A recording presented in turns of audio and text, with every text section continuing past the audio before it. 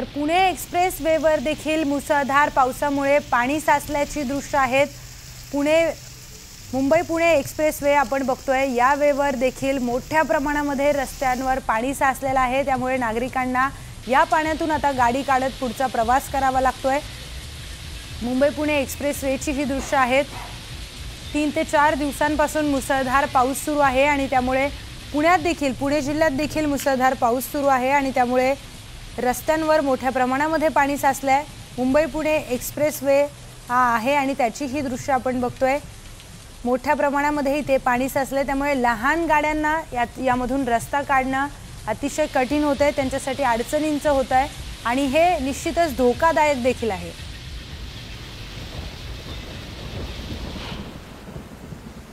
तर चिपळूणमधील वाशिष्ठी आणि शिव नदीला पूर आलाय आणि मागजण बाजारपेठ पूर्णपणे पाण्याखाली गेली आहे। तर चिपळूण कराड महामार्ग वाहतुकीसाठी बंद झालाय। चिपळूण आणि परिसरातील गावांना पुराने वेढले असून जनजीवन इथलं पूर्णपणे विस्कळीत झालेलं आहे। तर नदीकाठची जी शेती आहे ती पूर्णपणे पाण्याखाली गेली आहे, त्यामुळे शेतकऱ्यांना देखील याचा त्रास सहन करावा लागतोय आणि शेतकरी हवालदिल झालेत। तर चिपळूण गुहागर आणि संगमेश्वर पूर परिस्थितीचा आढावा घेतलाय आमचे प्रतिनिधी राजेश जाधव यांनी।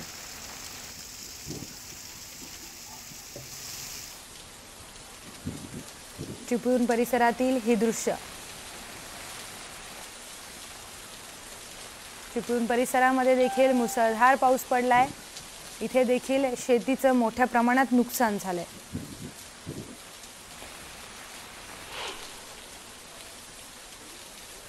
तर रत्नागिरीत 8 नद्यांनी इशारा पातळी गाठली असून राजापूरच्या नदीने पात्र सोडले, त्यामुळे शहरातील जोहार चौकामध्ये असलेल्या बाजारपेठेमध्ये पुराचं पाणी शिरलंय आणि पूर्ण बाजारपेठ ही पाण्याखाली गेली आहे। त्यामुळे इथले व्यापारी देखील चिंताग्रस्त आहेत।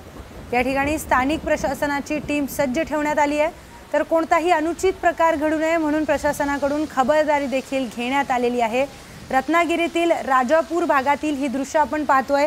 मोठ्या प्रमाणात मुसळधार पाऊस इथे पडलाय, त्यामुळे दुकानांमध्ये पाणी शिरलेलं आहे, त्यामुळे व्यापारी देखील चिंताग्रस्त झालेत आणि कशा पद्धतीने रेस्क्यू टीम मार्ग काढत इतक्या पाण्यातून नागरिकांना सुखरूप बाहेर काढण्याचे प्रयत्न इथे सुरू आहेत।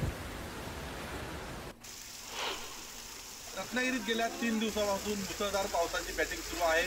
एकंदरीत पाहिलं तर आता रत्नागिरीतल्या प्रमुख 8 नद्या आहेत त्या इशारा पातळीच्या वरती धावतात। आता सध्या आपण राजापूरमध्ये जवाहर चौकाजवळ आणि या ठिकाणी जर बघितलं तर ही पूर्ण बाजारपेठ जी आहे ही पाण्याखाली गेलेली आहे। या ठिकाणी जवाहर चौकात पाणी भरलेलं आहे। या ठिकाणी स्थानिक प्रशासनाकडून या जी लोक इकडे पुराच्या पाण्यात अडकले त्यांना बाहेर काढण्याचं काम चालू आहे। हे नगर परिषदेकडून ही होडी ठेवण्यात आलेली आहे आणि आपण जर बघितलं तर आजूबाजूचा परिसर हा पूर्ण आपल्याला पाहायला मिळेल। हा पूर्ण बाजारपेठ जी आहे ही आता पाण्याखाली गेलेली आहे आणि इथलं सामान जे आहे ते सुरक्षित ठिकाणी नागरिकांनी हलवलं तरी देखील राजापूर जे आहे हे अर्जुना नदीचं पात्र जे आहे हे पात्र आता बाहेर आलेलं आहे आणि बाजारपेठेत पूर्ण पाणीच पाणी या ठिकाणी आपल्याला पाहायला मिळतं। एकंदरीत पाहिलं तर नदीचं हे बघितलं नदी त्या साईडला आहे, परंतु नदीचं पात्र ओलांडून नदी आता बाजारपेठेमध्ये घुसले, मानवी वस्तीमध्ये घुसलेले आहे आणि या ठिकाणी सर्व जी वाहतूक आहे ही पूर्णपणे ठप्प जवळजवळ 14 गावांचा संपर्क जो आहे तो या ठिकाणी तुटलेला आहे। या इथं कोणतीही अनुचित घटना घडू नये म्हणून पोलीस प्रशासन सज्ज आहे, तसंच नगर परिषद राजापूरकडनं पूर्णपणे काळजी घेतली जाते। एकंदरीत जर पाहिलं तर हे पाणी कधीपर्यंत ओसरेल हे सांगणं आता तरी शक्य नाही। सचिन सावंत, न्यूज 18 लोकमत, रत्नागिरी।